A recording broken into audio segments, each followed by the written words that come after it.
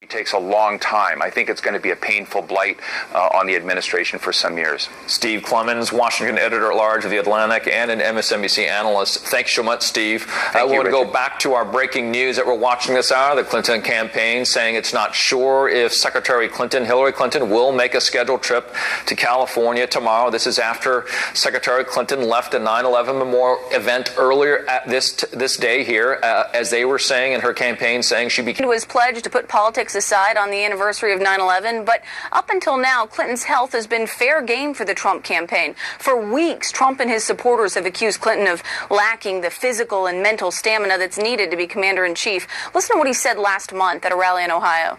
Speak up. We haven't seen yet how that will play out with her campaign, those words she made about Trump supporters. But you can bet that this weekend and going into California now, which we understand is up for grabs, whether or not she'll actually go there tomorrow, would have been an opportunity for Hillary Clinton to do that. But from the Trump perspective, so far you're saying uncharacteristically quiet. We'll continue to watch the story and cover that end of it. Kristen, thank you. Let's bring back in now Jennifer Griffin, who is live outside the Clinton family. What it does for her, though, is raise more doubts of what doubts exist already. Thank you, guys. It's going to be a busy week ahead. Stay close. Democratic nominee. We have Fox team coverage tonight. Jennifer Griffin with the Clinton campaign and the latest on Secretary Clinton's health and what the campaign's saying about it tonight. But we begin with senior correspondent Rick Leventhal in Lower Manhattan with the details of Clinton falling ill at the 9/11 memorial. Good evening, Rick. Good evening, Brett. There were dozens of dignitaries at the ceremony this morning at the 9/11 Memorial Plaza, including former and current mayors and governors and senators and police commissioners and the Democratic and Republican nominees for president. But Hillary Clinton left well before the others, some 3 hours before the event was scheduled to end, and at least an hour before she was expected to leave. And the reason, as we first reported this morning, was a medical episode. As one witness who was in very close proximity to the former senator told me, she appeared to faint. This video shows Hillary Clinton standing on a sidewalk outside the World Trade Center site as her van pulls up on West Street. She's leaving the 9/11 ceremony at Ground Zero unexpectedly early. She appears unsteady as she steps off the curb, with aides and her protective detail holding her by the arms. And she stumbles again as she gets close to the van, with one of her shoes falling off before she's helped inside. A law enforcement source who was 15 feet away from the Democratic nominee says they were caught off guard by her premature departure, which is why Mrs. Clinton had to wait for her motorcade to pull up. He says he saw her knees buckle and watched as someone picked up her shoe and gave it to agents in one of the two vehicles that followed the former First Lady to her daughter Chelsea's apartment, roughly 3 miles away. 90 minutes later, her campaign released a statement saying Mrs. Clinton left because she felt overheated, but was feeling much better. And just before noon, she emerged from her daughter's building, smiling and making brief remarks. Great. It's a beautiful day in New York. It's worth noting it had been extremely hot and humid here in New York City for the past week or so. Very hot, very humid, and very uncomfortable until today when the weather finally broke. It was just 82 degrees at 9 o'clock this morning. There was a nice breeze blowing. Humidity was at just 31%. It was a beautiful September morning, not the kind of day that you would expect someone to overheat. Brett? Rick Leventhal live in Manhattan. Rick, thanks. We're being told by the Clinton campaign tonight that Hillary Clinton was diagnosed with pneumonia 2 days before today's episode at Ground Zero. And now there is a decision about Secretary Clinton's upcoming schedule this week. Fox News correspondent Jennifer Griffin is with the Clinton campaign in New York tonight at Chappaqua. Good evening, Jennifer. Good evening, Brett. Campaign aides were expecting an October surprise, but not one in September.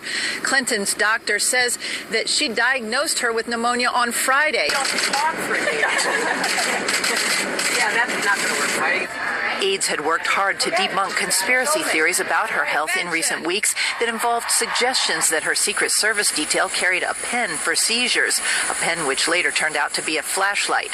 Her opponent has already made Clinton's health a campaign issue, questioning her overall fitness. She also lacks the mental and physical stamina to take on ISIS and all of the many adversaries we face. Aides tell us tonight that Secretary Clinton is, quote... Senior national correspondent John Roberts is at Trump Tower tonight. Good evening, John.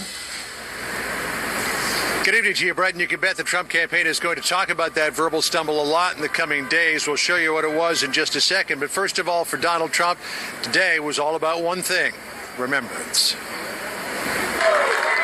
It was a moment to put politics aside. Donald Trump, flanked by Chris Christie, Rudy Giuliani, Bill de Blasio, Michael Bloomberg, and Andrew Cuomo, paying respects at Ground Zero this morning.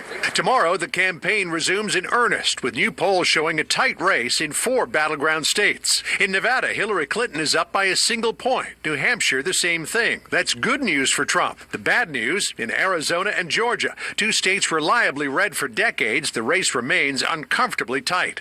As the week begins, Trump will attempt to capitalize on Clinton's comments at a Friday fundraiser about Trump supporters.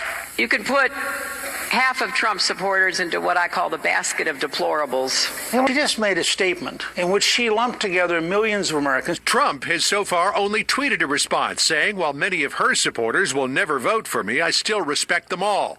Running mate Mike Pence pounced on Clinton in a speech to the Values Voters Summit. Hillary, they are not a basket of anything. They are Americans, and they deserve your respect. But in the 2 weeks left until the first debate, Trump will also be playing defense on a number of points, including his continued praise. A comment about Hillary Clinton's medical issue earlier today, though, as Jennifer Griffin pointed out, he has in the past suggested that she does not have the stamina to be president. 2 big events for Trump tomorrow. In the afternoon, he's in Baltimore addressing the National Guard Association, and then he'll have a big rally, campaign rally in Asheville, North. Editor of townhall.com. Lisa Booth, columnist with the Washington Examiner. A.B. Stoddard, associate editor at Real Clear Politics, and Tucker Carlson, host of Fox and Friends Weekend. Okay, the health issue, what happened today? How big a deal? Guy? Well, first of all, just on a personal level, I'm pleased to see or hear that Mrs. Clinton is feeling better, apparently. It was a distressing video to watch. There's no getting around that. Politically, I think there's 2 things at play. First, as this unfolded this morning, I saw a lot of her supporters on social media angrily lamenting that this might fuel conspiracy theories about her health. But I don't think her team served her well then by whisking her away, keeping the press in the dark for 90 minutes, declining to allow the press pool to travel with them to Chappaqua for her convalescence. It was sort of a Clintonian secretive crouch that we've become accustomed to, and it's not the way that you would really squelch rumors and conjecture. Secondly, briefly, I think that when you look at this whole situation, I think overall we saw the package there. There were 2 big issues this weekend. The health video plays, I think, more significantly and is more lasting in the minds of persuadable voters than the basket full of deplorables comment, which will play to Trump's base as a motivator. But for people who aren't sure, it's a red flag video that's tough to watch. I think that's what probably sticks. It is tough to watch, AB. And we should point out that, listen, the trials of a campaign, 18 months long or longer, are tough. But she was diagnosed, apparently, with pneumonia on Friday. And on Friday, she ran the 2-hour national security meeting. She held a press conference. She sat for a CNN pre-tape interview, appeared at 2 fundraisers, including the one where she said the deplorables comment.